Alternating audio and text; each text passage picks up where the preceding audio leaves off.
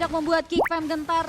Ada downing like yang tidak mengenai target dan harus ini free turtle untuk Hazel. Ya, ini semua berhasil diundur oleh Geekfam tadi, terutama untuk Baloski yang memang selalu bisa mengenai juga untuk Abyssal Arrow-nya. Dari Arkeyo gak terlalu bebas sekarang untuk bisa mendekat karena setiap kali ada yang terkena Abyssal Arrow ini bisa saja ada follow up susulan yang bisa bermunculan dan bahkan ada point pick off yang bisa didapatkan oleh Geekfam. Buset, itu gelakannya Cadera sih berani banget ya. Kalau seandainya PP kelihatan itu bakal ditabrak sih habis-habisan. Tapi ya agresivitas dari Roger, dia punya high mobility juga. Itu yang bisa dimanfaatkan. Oke. Dan lagi untuk rotasi bagi pemain-pemain Geekfam, mereka hanya akan membiarkan dulu. Mereka akan bermain ini sebenarnya di seputar sungai untuk di area bawah ya. Karena untuk objektifnya kalau memang ada di atas nanti baru ditinggal ketika udah dekat-dekat di detik 10 ke atas, ke bawah. Itu dia. Dan kali ini Hazel berperan aktif untuk memberikan space terhadap Cadera yang kali ini udah sibuk nih untuk melakukan vaultingan ke area bottom lane. Dan juga mid lane-nya loh ternyata yang udah mulai di plotting sama teman-teman dari Geekfam. Bahkan itu udah hampir hancur sih. Paling tinggal 2 hit atau 1 hit lagi itu bisa ditumbangkan. XP lane-nya ini bakal jadi team fight yang gak kelar-kelar juga sih. Iya, yes. Udah kelihatan kan 1 hit lagi Aboy paksa untuk tumbangin mid turret-nya. Ya, tapi Novari di tangan Aboy memang se-powerful itu ya tadi ya. Dimana dia bisa untuk nyari juga, untuk menjadi penutup, eksekutor terakhir untuk bisa dapetin point kill. Dan Cadera masih bermain di bagian atas. Memang posisi yang cukup berbahaya bagi Cadera ya, karena belum ada info sama sekali. Tapi dia juga bermain di area rerumputan, jadi tidak terlalu membuka posisi dia. Oke, hanya coba untuk ngebaca aja nih pergerakan dari Cadera. Switch lane-nya juga belum dilakukan. Tapi apakah ada pergerakan di area top lane? 1v3 situations yang tidak menguntungkan seorang Banana harus tumbang untuk nothing. Ini kan Caderanya coba untuk dibalikin mungkin dengan jumlah yang tidak terlalu baik bagi Geekfam. Mereka nggak kendor sama sekali. Dan pergerakan 3-2-nya nggak jalan sih dari RRQ. Yes, dan itu yang membuat akhirnya mereka belum bisa mendapatkan karya kompensasi juga. Dan kedatangan dari Hazel mencegah perjalanan pulang dari seorang Irat yang langsung tewas seketika. Mengira-kira Skylar masih bisa flicker. Nampak memori menjaga ke arah Cadera yang membuat Cadera tumbang. Tapi Luki datang dengan ada Prime Prospector. Mengira-kira Skylar yang masih bisa gocek kanan kiri dan bahkan mundur dengan selamat.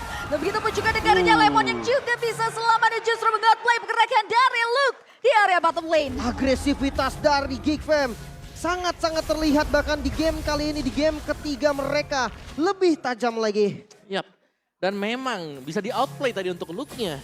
Tapi dengan kondisi bahwa turtle-nya jatuh ke tangan Geekfam juga. Jadi Geek mereka gak mengendorkan serangan sama sekali.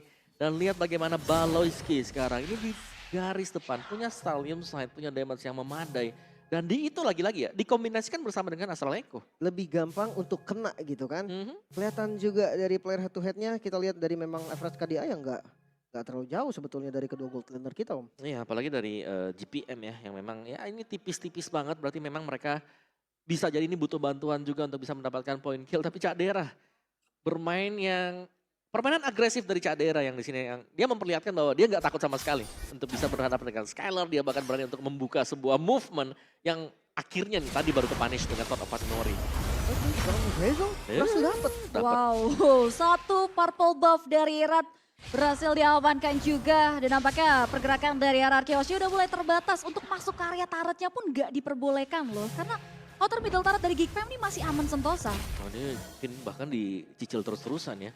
Iya. Kena Astral Sphere, kena Abyssal Arrow, harus ambil trap juga. Sedangkan ya berarti Grok ini harus build Magic Defense. Oke, kali ini kita juga udah lihat bagaimana dari Baloyski-nya udah mulai terkikis. Bakal dipantau oleh Irat, masih dalam pantauan dari Irat itu sendiri. Dan akhirnya Baloyski berhasil ditumbangkan, tapi Irat yang akan menjadi kompensasi dan pertukaran tidak cukup adil. 1 tukar 1, tapi Banana datang untuk mengarah ke area Luke yang masih terlalu sustain dengan adanya damage yang diberikan dari pemain-pemain RRQ Hoshi. Jungle ditukar Roamer, ini bukan hal yang baik pastinya untuk teman-teman RRQ. Apalagi mengingat objektif yang dalam 10 detik lagi akan spawn, mungkin bisa langsung di setup. Ada Roger juga untuk bisa mempercepat ya pengambilan dari Lord ini. Dan jangan lupakan bahwa Hazel juga sedang menang level dibandingkan dengan Irat.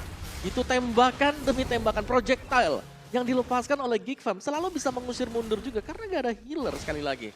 Itu dia ya, yang ngebuat dia benar-benar harus hati-hati untuk nge-sustain damage yang dikasih ya. Udah mulai cukup eksplosif juga sebetulnya, apalagi ini perebutan Lord. Waduh, Haskell buat Cadera. Dari safety lagi kali ya. Di reset, buset Lordnya sampai puyeng itu. Galau dia Lord. Lu kenapa tuh Oh, Lord? oh, oke. Gak nyangkut Lordnya gitu. galau. Ditutupin batu mungkin. Sakit pala dia Ada jadinya. barrier ya di situ, nampaknya Lordnya agak sedikit galau ya. Tapi ya ini dengan 5 member yang masih ready, mungkin di wall charge. Oh, Vin maju ke arah depan memakan dan akhirnya Palai tumbang seketika. Perbedaan kuantitas yang bakal coba untuk dimaksimalkan tengah, tapi Luke mengarah untuk mundur ke area belakang. Mereka masih unggul sih dari setupnya di bagian top lane. Minion udah mulai jalan. Skylar satu kali tembakan saja langsung hilang segitu loh. Yap, tapi setidaknya sekarang Lord sudah mendapatkan kesadaran dia. Jadi sudah mulai bisa di-hit juga. Oke, ada Black Dragon Form dari Banana. Bakal coba untuk mengincar karya Aboy. Target operasi selanjutnya Aboy terkikis. Tapi di sisi lain Vinja turn begitu saja. Dan Lordnya bakal coba di-handle. Mengenai kira siapakah, tapi Irat yang berhasil men-take over Lord yang cukup dramatis. Dan teman-teman dari Kick Fam harus memaksa mundur ke area belakang. Oh no, perlahan tapi pasti RRQ mereka coba untuk mengambil kembali temponya. Lord yang sekarang hadir menjadi milik RRQ mungkin bisa digunakan untuk menarik dari segi goldnya. Yap, ini akan menjadi Lord yang bakal dikawal juga ya. Karena secara untuk defensif sebenarnya agak sulit bagi Kifam. Yes, apalagi kali ini juga udah mulai dihajar. Ada Row yang mengarah karya satu member Irat tapi masih bisa menahan. Appraisal Ward-nya pun disustain oleh Luke yang nyaris saja tumbang dari Mystic Dash yang dikeluarkan oleh seorang Lemon. Oh, tapi defense-nya bagus banget. Satu turret doang loh. Ini di arah mid lane doang yang hancur, lihat. Turret dari Geek itu semuanya masih lengkap kecuali yang barusan hancur. Yap. Dan satu Lord bahkan ya tadi butuh buat bisa mendapatkan mid turret juga. Dan Hazel lah ini tadi agak unggul level dan masih unggul satu level juga memang. Aboy sudah punya Divine Glaive juga. Jadi untuk duo yang berada di area mid antara Novaria bersama dengan Selina ini damage mereka bisa berkali-kali lipat sekarang. Ya belum lagi ada true damage ya yang harus dipikirkan juga. Lihat, Finnya aja bonyok. Tinggal separuh langsung. Cuman numpang lewat. Gokil. Cuman lewat aja ya, berhasil di steal, berhasil dikikis oleh sosok Baloi. Dan ini recovery untuk clearing wave ini cepet banget di area samping ya. Kayaknya enggak sih, enggak ditabrak juga sih, agak susah. Tapi nyaris damage-nya. Wow. Hampir saja cukup tadi. Dan ini apakah Skylar harus respect juga ya? Athena Dengan Shield? Athena Shield mungkin atau Iya. Cross Ghost gitu. Atau mini mungkin Twilight kali ya. Bisa jadi. Buat bisa nahan. Karena itu damage-nya kan ada 2 kali akhirnya. Antara Abyssal Arrow yang kena nanti dengan Abyssal Trap-nya. Atau bahkan dengan adanya si Astral Sphere. Tapi Cadera. Item Golden Staff. Udah main attack speed, ada Demon Hunter. Ini untuk yang ada di depan. Terutama tuh hero-hero tebal seperti Irat. Atau mungkin ya seperti si Banana. Bakal cukup mudah untuk bisa ditembakkan oleh dia. Iya, iya. Tapi kayak buset dah itu Banana buru-buru mensadera ditembak kayak sakit. Irat. Oke, 3 member. Terkena karya Appraisal Ward, teori ancaman yang dinyatakan oleh teman-teman dari RRQ. Tapi nampaknya derang-derang yang dimulai dari Vin di mana Conceal. Ada satu buah wall charge yang tidak bisa mengarah ke area hero yang diinginkan. Tapi nampaknya justru menjadi bumerang effect di mana Banana tumbang di kali kedua. Dan bakal coba di follow up lagi di mana Private Spectre tidak bisa mengenai target operasi. Tapi Skylar Wallace hit.